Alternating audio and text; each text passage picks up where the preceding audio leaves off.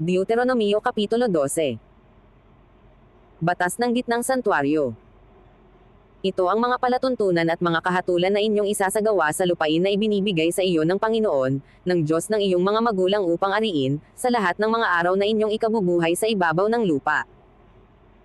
Tunay na jijibin ninyo ang lahat ng mga dako, na pinaglilingkuran sa kanilang Diyos ng mga bansang inyong aariin, sa ibabaw ng matataas na bundok, at sa ibabaw ng mga burol, at sa lilim ng bawat punong kahoy na sariwa.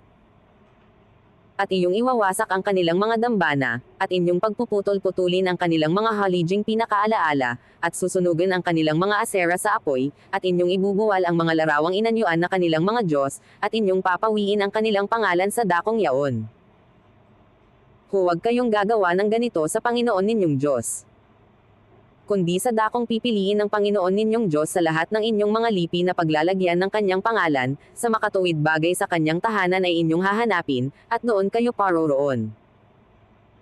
At doon ninyo dadalhin ang inyong mga handog na susunugan, at ang inyong mga hain, at ang inyong mga ikasangpong bahagi, at ang handog na itataas ng inyong kamay, at ang inyong mga panata, at ang inyong mga kusang handog, at ang mga panganay sa inyong mga bakahan at sa inyong mga kawan. At doon kayo kakain sa harap ng Panginoon ninyong Diyos, at kayo'y mga gagalak sa lahat na kalagyan ng inyong kamay, kayo at ang inyong mga sangbahayan kung saan ka pinagpala ng Panginoon mong Diyos. Huwag ninyong gagawin ang ayon sa lahat ng mga bagay na ating ginagawa dito sa araw na ito, na ang magalingin ng bawat isa sa kanyang paningin. Sapagkat hindi pa kayo nag-rating sa kapahingahan at samana, na ibinibigay sa iyo ng Panginoon ninyong Diyos. Datapwat pagtawid ninyo ng Jordan, at pagtahan sa lupain na ipinamamana sa inyo ng Panginoon ninyong Diyos, at pagkabigay niya sa inyo ng kapahingahan sa lahat ng inyong mga kaaway sa palibot, na ano't kayo'y tumahang tiwasay. Ay mangyayari nga, na ang dakong pipiliin ng Panginoon ninyong Diyos na patatahanan sa kanyang pangalan ay doon ninyo dadalhin ang lahat na aking iniuutos sa inyo, ang inyong mga handog na susunugan, at ang inyong mga hain, ang inyong mga ikasangpong bahagi, at ang handog na itataas ng inyong kamay, at ang lahat ng inyong piling panata na inyong ipinananata sa Panginoon. At kayo'y magagalak sa harap ng Panginoon ninyong Diyos, kayo at ang inyong mga anak na lalaki at babae, at ang inyong mga aliping lalaki at babae, at ang Levita na nasa loob ng inyong mga pintuang daan, sapagkat siya'y walang bahagi ni mana na kasama ninyo. Mag-ingat ka na huwag mong ihahandog ang iyong handog na susunugan sa alinmang dakong iyong makikita. Kundi sa dakong pipiliin ng Panginoon sa isa sa iyong mga lipi ay doon mo ihahandog ang iyong mga handog na susunugan, at doon mo gagawin ang lahat na aking iniuutos sa iyo.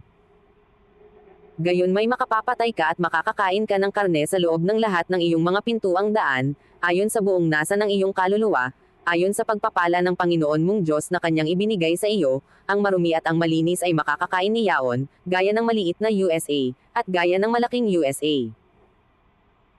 Huwag lamang ninyong kakanin ang dugo, iyong ibubuhos sa lupa na parang tubig. Hindi mo makakain sa loob ng iyong mga pintuang daan ang ikasangpong bahagi ng iyong trigo, o ng iyong alak, o ng iyong langis, o ng mga panganay sa iyong bakahan o sa iyong kawan, ni anuman sa iyong mga panata na iyong ay pananata, ni ang iyong mga kusang handog, ni ang handog na itataas ng iyong kamay. Kundi iyong kakanin sa harap ng Panginoon mong Diyos sa dakong pipiliin ng Panginoon mong Diyos, kakanin mo, at ng iyong anak na lalaki at babae, at ng iyong aliping lalaki at babae, at ng Levita na nasa loob ng iyong mga pintuang daan, at kagagalakan mo sa harap ng Panginoon mong Diyos, ang lahat ng kalagyan ng iyong kamay. Ingatan mong huwag mong pabayaan ang Levita samantalang nabubuhay ka sa iyong lupain.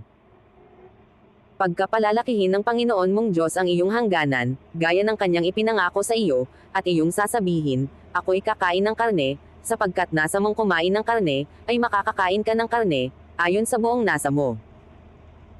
Kung ang dakong pipiliin ng Panginoon mong Diyos na paglalagyan ng kanyang pangalan ay totoong malayo sa iyo, ay papatay ka nga sa iyong bakahan at sa iyong kawan, na ibinigay sa iyo ng Panginoon, gaya ng iniutos ko sa iyo, at makakakain ka sa loob ng iyong mga pintuang daan, ayon sa buong nasa mo.